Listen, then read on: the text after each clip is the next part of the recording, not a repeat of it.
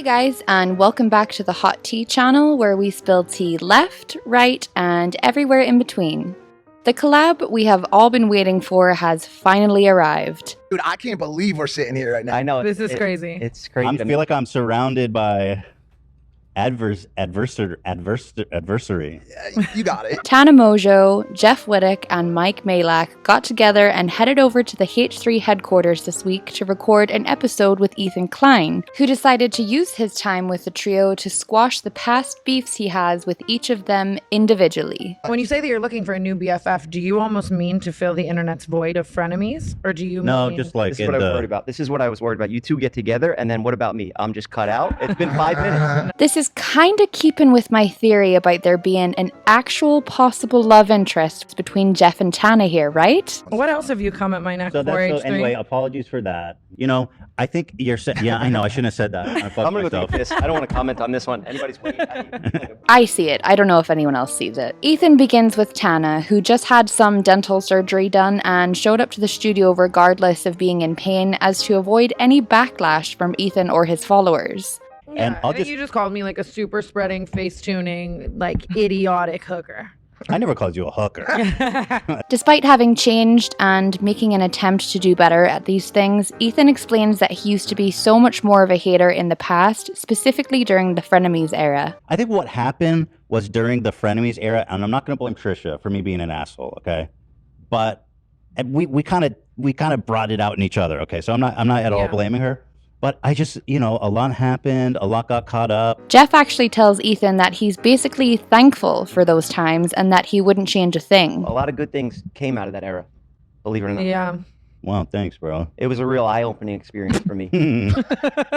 Ethan apologizes to Tana for once saying that she looked like a Twinkie in a video he did talking about celebs and influencers editing their pics.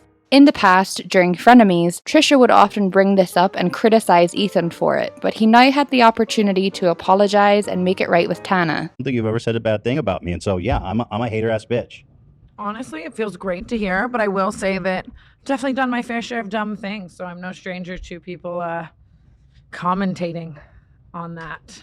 At this point of the podcast, it's pretty high tension in my opinion. For Tana, I think it has a lot to do with the fact that she's in pain after having had surgery, so she's not her usual bubbly and loud self. But she also mentions that she is scared to say anything wrong or get cancelled. And then I guess people were saying you were fat shaming me. Let's take a look at it. I'll just get naked on H3 and prove it now. Oh, you're willing to do that for us? Yeah. Okay, good. I'm kind of in two minds at the way Ethan approaches his apology to Tana, because on the one hand, he is fully saying that he was out of line and he's a hater, but on the other, he shows the clip of him doing this while inside of his apology, so it's like she kind of had to go through it all again. I feel like I personally would just omit the regurgitation of the offensive content while apologizing for said offensive content. Just listen to this, and I'm sorry in advance. Why is she popular? Hey guys, it's Tana. Sorry. You know what's so stupid about YouTube? Bitter. Or any of my friends that actually have talent. Why the fuck is it always Tana? Not only the lowest character, but frankly, criminals. Hater, bro. But it's hard to tell if Tana cared at all about that, as she says back then that Ethan wasn't really on her radar, and back then comments like this would not faze her. But these days, maybe it would. It was bad, and I wouldn't really do that today, make that comment, I don't think. Yeah. Interesting. Yeah.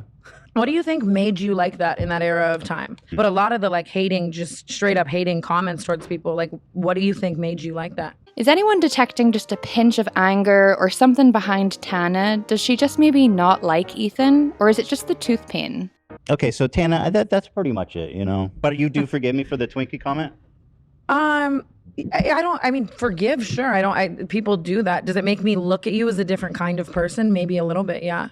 Tana feels like the beef was one-sided and it was just Ethan involved in it, really. She never said anything about him or did anything, but he seemed to harbor a hatred for her regardless. And a lot of stuff that you say is dividing and polarizing and hurtful. Yes. The issue is because at the end of the day, you don't know any of us in any meaningful way. You could watch every clip under the sun. For Mike Majlak's apology, Ethan leads with the shit he talked about Mike's ex-girlfriend, but girlfriend at that time, Lana Rhodes. She does the craziest shit. Like, she'll take like a 20-yard dick that's like 10 feet wide. 20 yard? I just don't understand, how can you please a woman like that after she's actively taking like 20 dicks in her vag?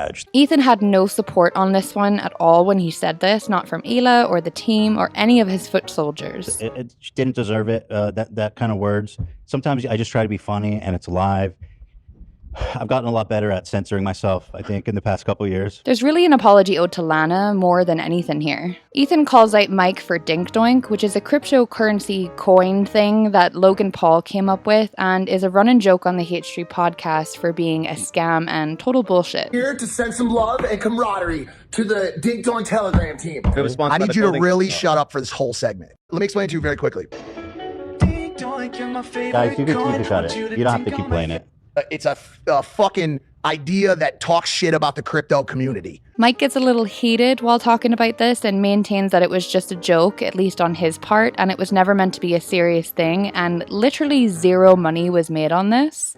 The H3 team, mainly the sound guy and the graphics guy, play with Mike a bit by playing the Dink Doink song and placing the Dink Doink logo on screen while Mike is talking, just to wind him up a bit, I think.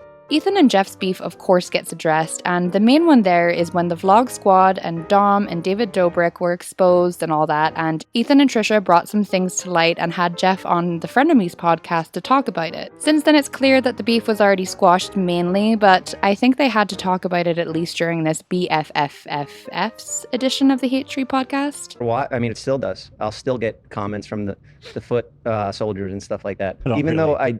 though I didn't do what they said I did, it still hurts. I think the problem was that the article was written and specifically named you, right? Both Jeff and Ethan apologized to each other, Ethan for saying everything that he has said, and Jeff for sending Ethan mean messages after the fact. Jeff does currently have an open case on all this stuff with David Dobrik and them, apparently, so he doesn't say too much, but the upset he is still feeling from everything is clear. I called that reporter, and I was upset about that too. Yeah. I went after everybody that was spreading lies about me. I know you didn't know me at the time. You were going off of your other counterpart at the time. Yeah. Really, the only other beef that Jeff and Ethan had was that Ethan would regularly make eye jokes, but Jeff is completely fine with that and says that he leans into those jokes, if anything. Dan, do you have any shorts or something for me? You know, maybe. Oh. Did you make me any gifts or anything? Like a funny. Give him one of your eyes to show your Yeah, I want a fucking eye.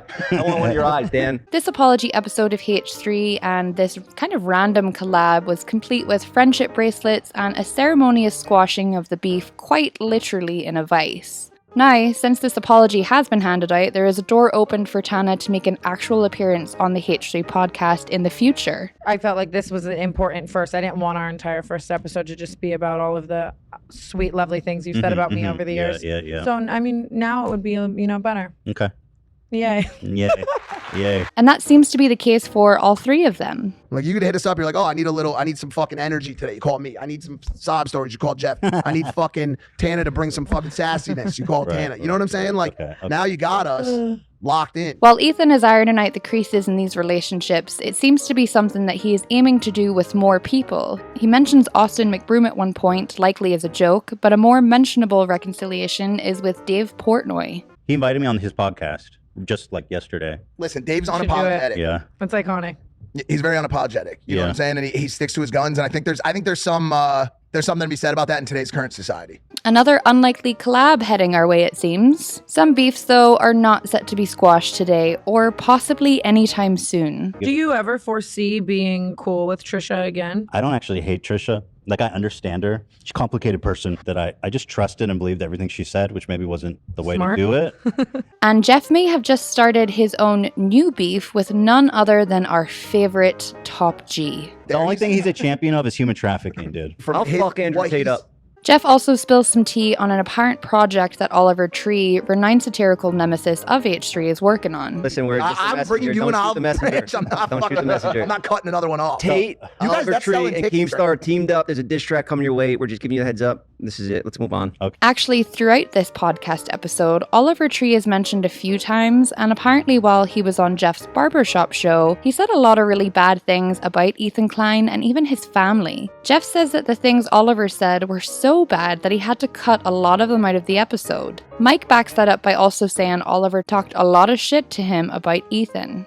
At least from this episode, these beefs seem to be fully squashed, and now we have something to look forward to in the future involving Mike, Jeff, Tana, and Ethan. But for now, that's actually going to be it for today's video, you guys. Thank you so much for watching. Don't forget to leave this video a thumbs up, subscribe to the Hot Tea channel, and hit the notification bell so you don't miss out on any new uploads. And just to address some of the comments for those who are concerned about your regular host Ray, don't worry, she will be back soon. But for now, I bleach.